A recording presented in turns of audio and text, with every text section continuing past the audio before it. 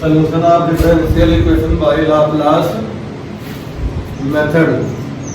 तो किसी दिए गए नॉर्मल डिफरेंशियल इक्वेशन को by help of Laplace transformation, inverse Laplace transformation हम लोग सॉल्व कर सकते हैं। जैसे किसी न्यूमेरिकल कैलकुलेशन में पहले लॉग लेते हैं फिर एंटी लॉग लेते हैं, उसी तरह से दिए गए डिफरेंशियल इक्वेशन को कुछ रूल से जो है लाप्लास ट्रांसफॉर्मेशन करेंगे, फिर उस आंसर का इनवर्स लाप्लास ट्रांसफॉर्मेशन करेंगे तो हमारे पास जो है सोल्यूशन ऑफ डिफरेंशियल इक्वेशन मिल जाएगा। कुछ स्टेप्स हैं जो फॉलो करके हम लोग इस क्वेश्चन को कर सकते हैं। नेक्स्ट कुछ जो है फार्मूले में जो है अपडेट आएगा, कुछ नए मेथड इसमें जुड़ेंगे तो उससे भी करना सीखेंगे। पहले बेसिक में हमारे पास है तो solution of differential equation by the help of Laplace method में हम लोग को जो है सबसे पहले काम करना होता है। किसी दिए गए डिफरेंशियल इक्वेशन को हम लोग देखते हैं तो डिफरेंशियल इक्वेशन जो बनेगी हमारे पास, मान लिया हमारे पास डिफरेंशियल इक्वेशन जो बन रही है इस तरह से बन रही है d2y dt स्क्वायर प्लस कोई कांस्टेंट होगा तो यहाँ पर कांस्टेंट को मान लेते हैं a, dy dt होगा प्लस dy इक्वल टू हमारे पास यहाँ पे जो है फंक्शन ऑफ t होगा। ये डिफरेंशियल इक्वेशन वाली हमारे पास दी गई होगी। तो अब इस डिफरेंशियल इक्वेशन को जब हम लोग लाप्लास के मेथड से जो है सॉल्व करने की कोशिश करेंगे तो पहला स्टेप हमारे पास ये होगा कि इसमें दिए गए डिफरेंट टर्म एक्सेप्ट a और b इनका लाप्लास जब लिया जाएगा तो कैसे फार्मूलेशन में या इनकी प्लेस पे क्या वैल्यू रखेंगे वो, फिर उसके बाद इनवर्स लाप्लास रख लेंगे तो जो है उसका पता चल जाएगा। लाप्लास आ गया होगा तो इनवर्स लाप्लास लेना हम लोग ने सीखा है। तो अब ये जो है सेकंड ऑपरेटर, ये फर्स्ट ऑपरेटर एक कांस्टेंट है तो इनका जो है कुछ फार्मूला होगा, वो फार्मूला मेमोराइज करना पड़ेगा तो उसी हिसाब से हम लोग चलेंगे। तो पहला स्टेप होता है हम लोग जो है जहाँ जहाँ पे हमारे पास लाप्लास ऑफ y का लिखेंगे, मतलब y कुछ होता है तो लाप्लास ऑफ y, मान लिया फंक्शन ऑफ t होगा बाई चांस तो लाप्लास ऑफ y निकालेंगे, उसकी वैल्यू हमारे पास आएगी y बार आएगी। ये पहले फार्मूला लगेगा।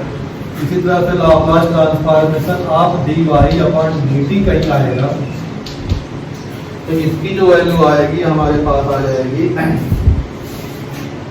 sy bar minus y of 0। sy बार को हमें चेंज नहीं करना है क्योंकि ये लाप्लास में आ गया है, ठीक। और y0 की वैल्यू क्वेश्चन में दी रहेगी, where y0 equal to given होगा। y0 की वैल्यू गिवन होगी, हमें उससे परेशान होने की जरूरत नहीं है। इसी तरह से हम लोग Laplace of d2y dt square जो लिखेंगे तो इसके तरफ पे हमारे पास आएगा f square y bar minus f by 0 minus y dash 0।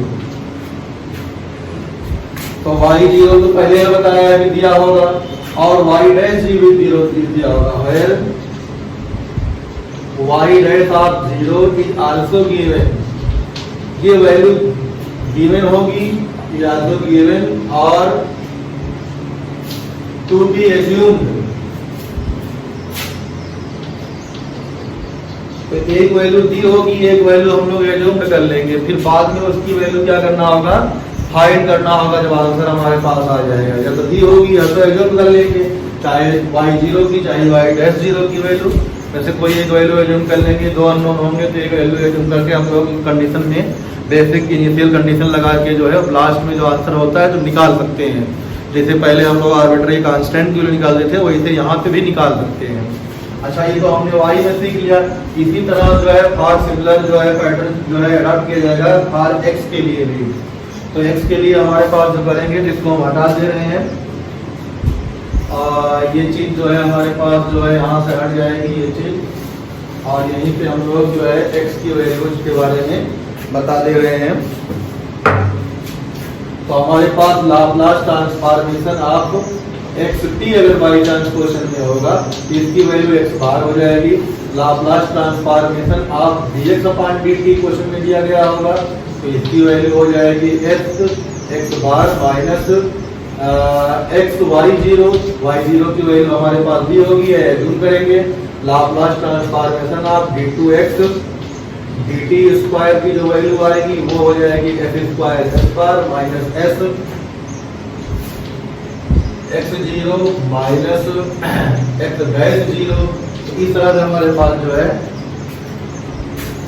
Data को लाप्लास ट्रांसफॉर्मेशन से बदलने का जो है रूल दिया गया है तो बदल लेंगे हम लोग। अब वो डेटा डिफरेंशियल इक्वेशन में दिया होगा, 3 ऑर्डर का भी फार्मूला होता है तो कभी हम किसी क्वेश्चन में इसको बताएंगे। जैसे d3y dt क्यूब दिया गया हो तो उसको भी हम लोग कर सकते हैं। 3 का 4 का 1-2 क्वेश्चन आगे पीछे हम कभी करा देंगे, लेकिन हमारे कोर्स में मैक्सिमम 2 ही ऑर्डर का दिया गया है differential equation of second order का, तो उसी हिसाब से हमें सॉल्व करना है। तो पहले इसके बारे में सीखते हैं।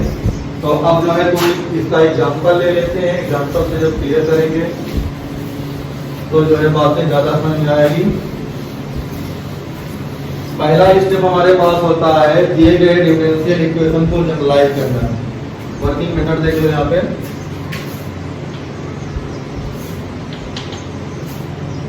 वर्किंग मेथड में हम लोग के पास जो होगा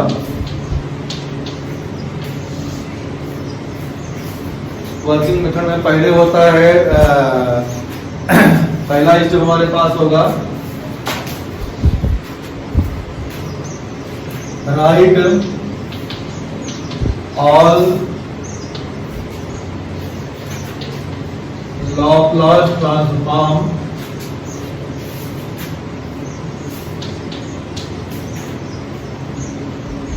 of differential equation in both side. दोनों तरफ हम लोग लाप्लास ट्रांसफॉर्म लिख लेंगे डिफरेंशियल इक्वेशन के लिए। दूसरा होता है collect all term of F dash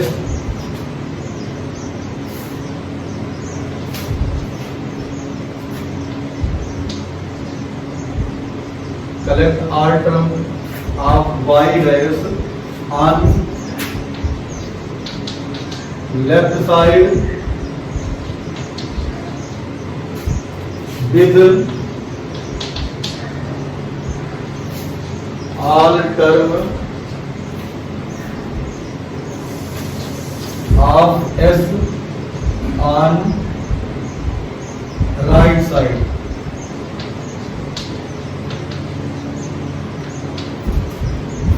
सारे जो है y बार के जो टर्म होंगे लेफ्ट में हम लोग कर लेंगे और फिर उसके बाद जो है S वाला जो है राइट में कर लेंगे। ठीक। तीसरा स्टेप होता है divide by coefficient of y bar का जो कोफिशिएंट होगा उससे हम लोग क्या कर देंगे, डिवाइड कर देंगे। चौथा स्टेप होता है now take Laplace inverse both side using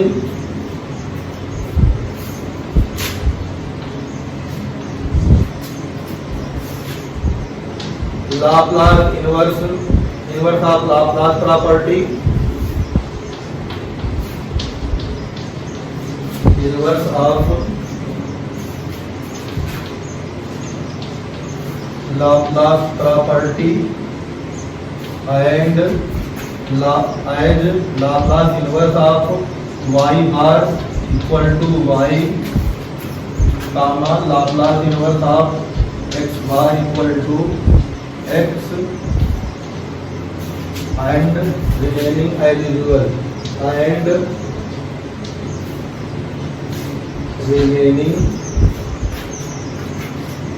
L inverse as usual। जो हम लोगों ने पढ़ लिखा पहले रखा है Laplace inverse of different form, वो तो वैसे करेंगे। दो नए टर्म आएंगे उनको निकालने का हमने ढंग दे बता दिया। अगला सबसे लास्ट स्टेप होता है जो हम एज्यूम्ड किए होते हैं वो वैल्यू जिसे कांस्टेंट सी की तरफ या जो है आर्बिट्री कांस्टेंट, उनको फाइंड आर्बिट्री कांस्टेंट या use constant by using initial condition. अगला स्टेप हमारे पास जो है पांचवा स्टेप है find the used condition, find the used condition, find the value of constant by find the value of assumed constant, find the value of assumed constant by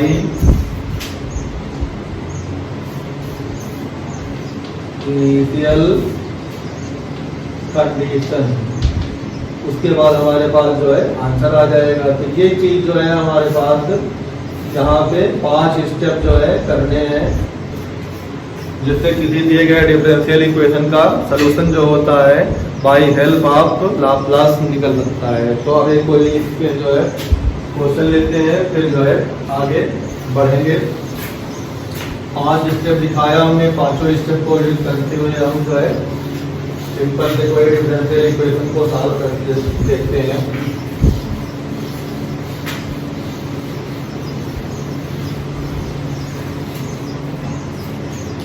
तो कोई question मान लेते हैं हमारे पास जो है by help of differential equation, by help of Laplace formula differential equation का सॉल्यूशन।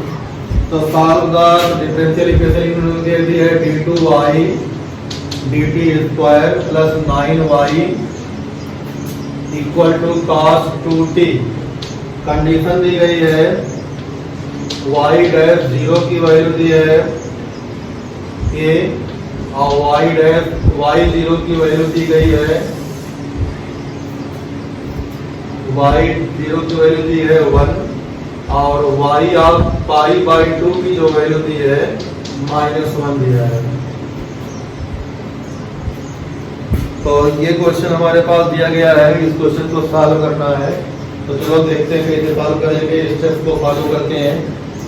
तो इसमें हमारे पास Laplace transform of cos 2t पता है कैसे निकलता है। cos at का होता है s upon a square plus a square, तो cos 2t हो जाएगा s upon s square plus 4।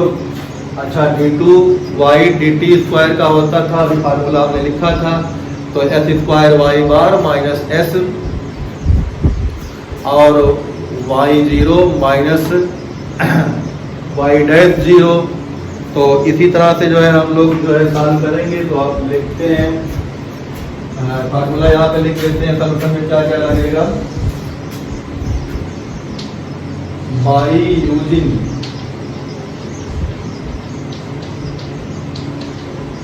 following result, ये रिजल्ट हम लोग जो है यूज करेंगे।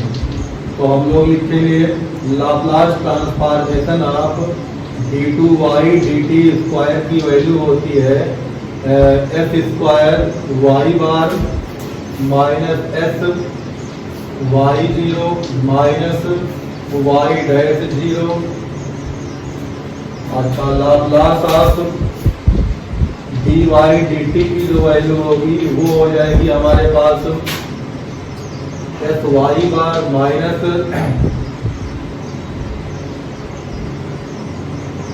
y dash 0। इसका जरूरत ही नहीं है, हमारे पास जो है लाप्लास ऑफ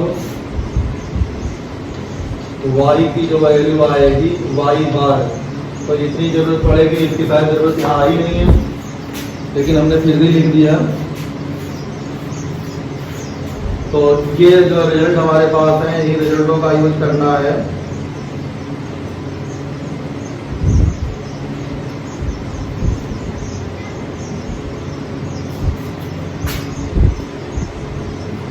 तो s y bar minus y zero, ठीक, और Laplace of y equal to y bar हो जाएगा। तो अब जो है सॉल्व करते हैं। देखो तो हमारे पास पहला स्टेप कर रहे हैं हम लोग, तो d two y d t square के प्लेस पे लिख देंगे हम लोग s square Y bar, s square Y bar minus s y zero minus y dash zero. ये वैल्यू हमारे पास d two y d t square की आ गई, प्लस 9y, 9 ऐसे रहा, लाप्लास ऑफ वाई जो लिखेंगे तो कितना हो जाएगा हमारे पास वाई बार हो जाएगा, इक्वल टू cos 2t का हो जाएगा f upon F square plus 4। हमने पहले एक स्टेप पर लिखेंगे taking Laplace transformation both side. ऊपर जो है हमारे पास ये होगा taking Laplace transformation of both side, तो उसको जो है ऐसे भी कर सकते हो समझने के लिए अपने।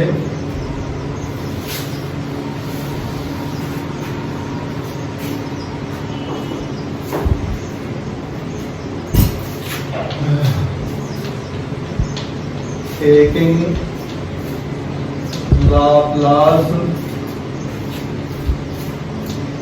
Transform to the given differential equation, तो Laplace transformation of d two y d t square plus 9y equal to Laplace transformation of cos 2t। ये तुम्हारा हो जाएगा S square Y bar minus s y zero minus y dash zero plus 9y bar equal to S upon S square plus 4। तो इस तरह से हमारे पास जो है वैल्यूज जो है कुछ आ जाएंगी। हम इनकी वैल्यूज को रखो तो वाई जीरो की वैल्यू 1 है और वाई डैश जीरो की वैल्यू a सेट कर लिया है, तो हमारे पास यहाँ पे हो जाएगा S square Y bar minus S minus a plus 9y bar equal to S upon S square plus 4। तो वाई बार को दूसरा स्टेप लिखना है, वाई बार को कलेक्ट करना है लेफ्ट में, बाकी इधर राइट में। तो हमारे पास s square plus 9y bar equal to यहाँ पे हो जाएगा तुम्हारे पास एस प्लस a और plus S upon S square plus 4। Common लेके वाई बार के जो कोफिशिएंट से पूरे इक्वेशन को डिवाइड करते हैं, स्टेप थर्ड। और जब डिवाइड करेंगे तो हमारे पास हो जाएगा Y bar equal to S upon S square plus 9 plus a upon S square plus 9 plus S upon S square plus 4 और एस स्क्वायर प्लस 9। तो ये इस तरह से हमारे पास एक जो है लाप्लास ट्रांसफॉर्म करने के बाद सॉल्व करके जो है एक आइडेंटिटी हमारे पास इस तरह से बन गई, ठीक। अब इसी आइडेंटिटी से जो है इन्वर्स लेके निकाल के हम लोग बाकी चीजें क्या कर लेंगे, सॉल्व करना पड़ेगा। तो ऊपर की लाइन हम हटा दे रहे हैं। अब एक स्टेप हमारे पास आ गया, जैसे हम लोग कैलकुलेशन लॉग ले करते थे तो दोनों तरफ लॉग लेके हमारे पास एक स्टेप यहाँ तक आ गया। अब दूसरे स्टेप में एंटी लॉग लेने वाला स्टेप जो है अब बचा है।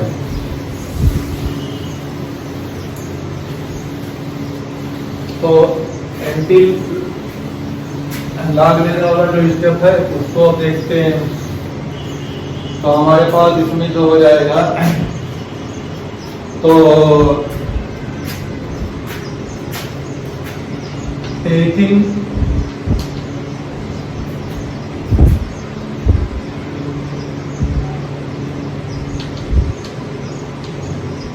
Inverse Laplace transform, taking inverse Laplace transform तो हमारे पास हो जाएगा Laplace inverse of y bar equal to Laplace inverse of f upon x square plus 9 plus a Laplace inverse of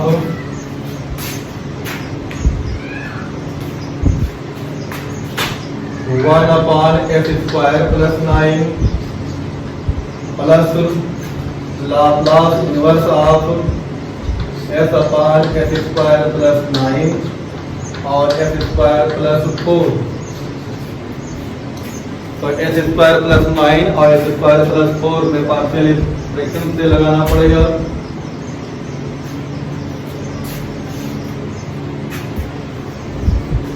तो हमारे पास देखो जो है कुछ क्या होंगे, तो जो निकल जा रहा है उसको हम लोग डायरेक्ट निकाल ले रहे हैं। इसको तुमने बताया y लिखा जाता है और ये हो जाएगा s upon s square plus, तो हमारे पास हो जाएगा कितना है cos 3t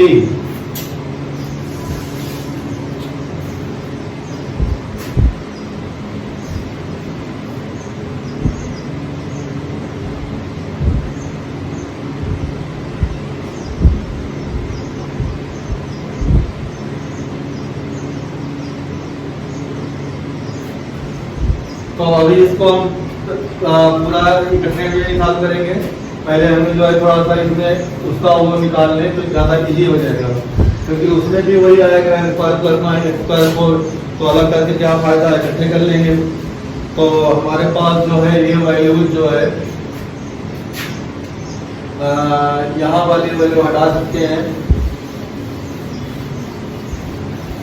तो यहाँ से हमारे पास हो जाएगा s upon s square plus 9 और s स्क्वायर प्लस 4, इसको लिख दोगे a upon s square plus 9 plus b upon s square plus 4। तो s की वैल्यू हो जाएगी a ब्रैकेट में s square plus 4 plus b bracket में हो जाएगा s स्क्वायर प्लस 9। तो हमारे पास यहाँ पर हो जाएगा 0 s square plus 1 into s plus 0। यहाँ से क्या मिलेगा, a प्लस b के साथ s स्क्वायर आएगा plus 4a plus 4a plus 9b। तो हमारे पास जो है s स्क्वायर के साथ जो आया 0 हो गया, कंपेयर कर दो। कंपेयर करोगे तो हमारे पास जो है कितना मिल जाएगा, a plus B equal to 0 और 9a plus 4a plus 9b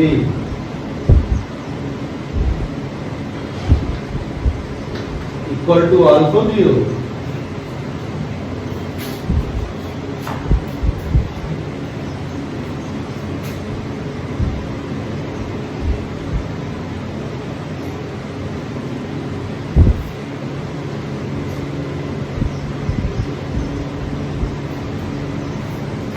तो कुछ हम लोगों ने गड़बड़ कर दिया, क्योंकि ये 2 डिग्री का है, यहाँ पे हमें चेंज करना पड़ेगा, हमने देखा नहीं,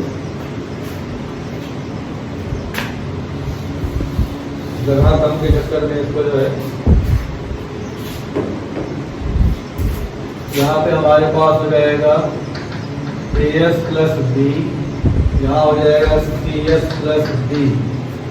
अब जब हम लोग इसको बराबर करेंगे तो as प्लस b और इसके साथ होगा s स्क्वायर प्लस 4 और यहाँ आएगा cs प्लस d, उसके साथ आएगा s स्क्वायर प्लस 4।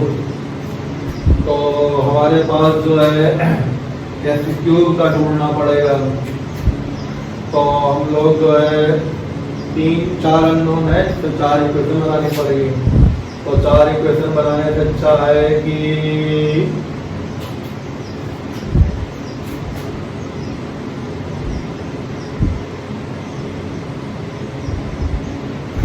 तो हमारे पास जो हो जाएगा यहाँ पे s क्यूब के साथ आएगा a प्लस b और s स्क्वायर के साथ आएगा b और डी।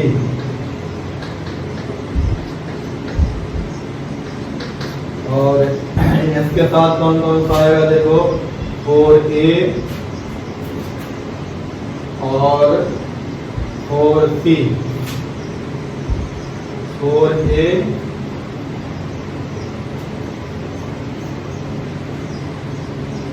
और 9c। तो 4a 9c के साथ आएगा ये, और कांस्टेंट के साथ देखो क्या आएगा, 4b और 9d। सबको साथ में उनकी वैल्यू ढूंढो, तो उनकी वैल्यू ढूंढेंगे तो हमारे पास हो जाएगा देखो यहाँ से a प्लस c की वैल्यू 0 हो जाएगी, और b प्लस d की वैल्यू भी 0 हो जाएगी, और 4a plus 9c, 4a plus 9c की वैल्यू हो जाएगी 1, और 4b प्लस 9d, तो 4b प्लस 9d की वैल्यू हो जाएगी 0। यहाँ से मिला a equal to minus c, उठा के यहाँ रख दो, तो माइनस 4b प्लस 9c, तो क्या मिल जाएगा, 5c इक्वल टू 1, तो c इक्वल टू 1/5, तो c की वैल्यू हो जाएगी 1/5, c की वैल्यू 1/5, तो a की वैल्यू -1/5।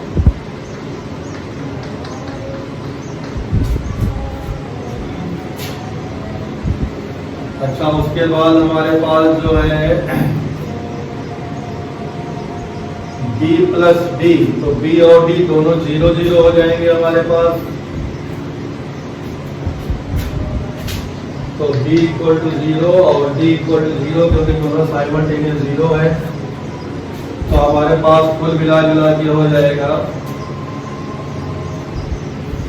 तो जो मिलेगा यहाँ पे Laplace inverse of y bar equal to Laplace inverse of s upon s square plus 9 plus a Laplace inverse of 1 upon s square plus 9।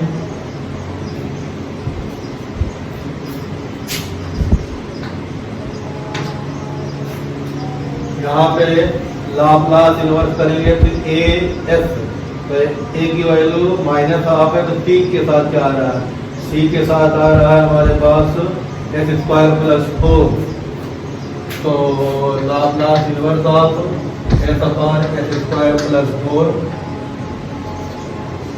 यहाँ पे 1/5 है, और ये -1/5 Laplace inverse of s upon s square plus 9।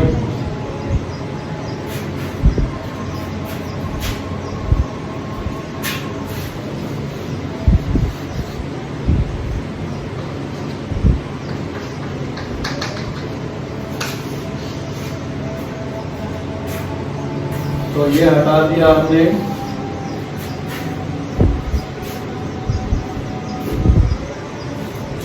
अब देखो यहाँ पे हमारे पास क्या बन जाएगा, अब जो है s स्क्वायर प्लस 9 वाला इकट्ठा कर लो, तो 4/5 हो जाएगा, 4/5 Laplace inverse of s upon s square plus 9, और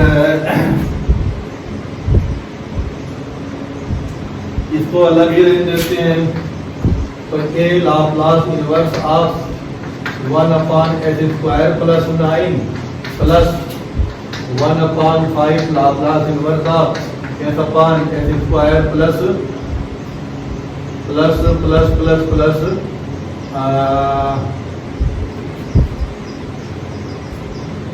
4, तो 9 वाला आप इधर ले आए 9 के साथ में, तो 4 वाला तो जो है इधर रहेगा प्लस में, तो 3 टर्म हमारे पास आए, इनका इन्वर्स निकालेंगे तो ये हो जाएगा हमारे पास y, ये हो जाएगा cos 3t, तो 4/5 cos 3t प्लस ये 9 हमारे पास है, तो ए स्क्वायर तो हो जाएगा हमारे पास a/3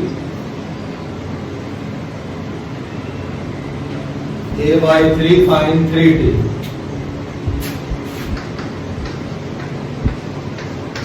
इसका हो गया। अगले का हमारे पास होगा s/x² + 4, तो उसका होता है cos में, तो 1/5 cos 2t, 1/5 cos 2t। तो ये हमारे पास वैल्यू हो गई। इनिशियल कंडीशन दिया है, अगर t की वैल्यू π/2 रखें तो a की वैल्यू हमारे पास निकल आएगी। तो पुट t = π/2, तो हमारे पास ये हो जाएगा y π/2, जिसकी वैल्यू -1 है, और ये π/2 रखेंगे 0, और ये π/2 रखेंगे तो a/3, ये भी 0, तो मिल जाएगा a की वैल्यू हो जाएगी -3। तो इन वैल्यूज को जब सब्स्टिट्यूट हम लोग करेंगे तो हमारे पास जो दिया गया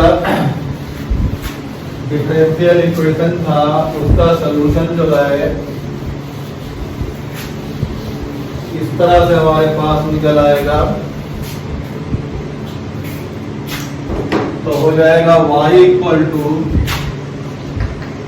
4/5 cos 3t, -3 है तो -1 बचेगा, तो -1 बचोगे sin 3t हो जाएगा, और प्लस 1/5 cos 2t।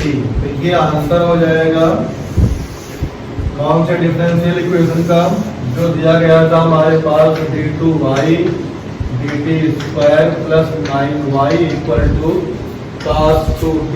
तो ये हमारे पास जो है किसी दिए गए डिफरेंशियल इक्वेशन को by help of Laplace transform कैसे सॉल्व करते हैं, वो जो है बेसिक रूल हो गया। इससे जो है इसका आंसर हमारे पास आएगा 4/3 cos 3t - sin 3t, और जो है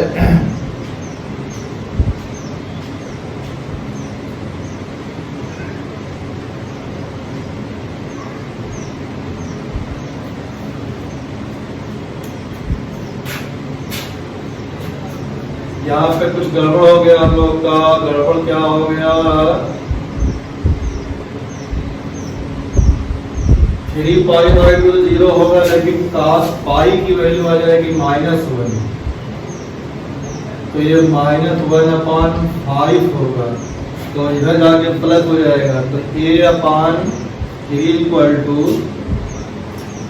तो 1/5 -1 = a, तो a की वैल्यू आ जाएगी -4/5, a की वैल्यू आ जाएगी -4/5, तो -4/5 जो रखेंगे हम लोग यहाँ पे, तो हमारे पास जो हो जाएगा तो 4/15 हो जाएगा, -4/15। तो आंसर में आ रहा -4/15।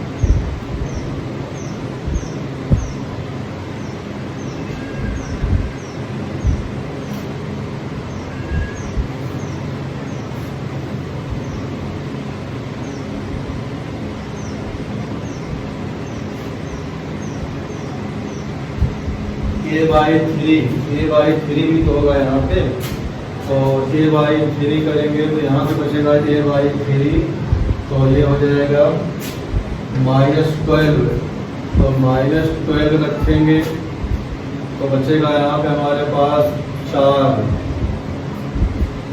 -12 कर दो, तो a की वैल्यू -12/5 करेंगे तो 4/5 कितना हो जाएगा ये,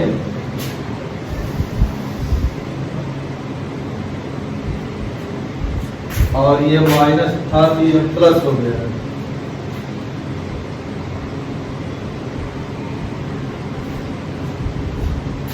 तो -4/5, तो आंसर में हमारे पास आ जाएगा 4/5 cos 3t minus 4/5 sin 3t plus 1/5 cos 2t। तो ये जो है हमारे पास प्लस माइनस के साइन को चेक करते हुए ये आंसर हो जाएगा। इस वीडियो में ये बताने की कोशिश की गई है कैसे दिए गए डिफरेंशियल इक्वेशन के डिफरेंट टर्म को लाप्लास से रिलेट करते हैं और उस लाप्लास से रिलेट करने के ऊपर ट्रांसफॉर्म होता है, उसका इन्वर्स निकालते हैं, फिर सिंपल अलजेब्रा लगा के सॉल्व करके आंसर देते हैं। ठीक, नेक्स्ट में कुछ और क्वेश्चन देंगे और कुछ रूल बताएंगे। ओके।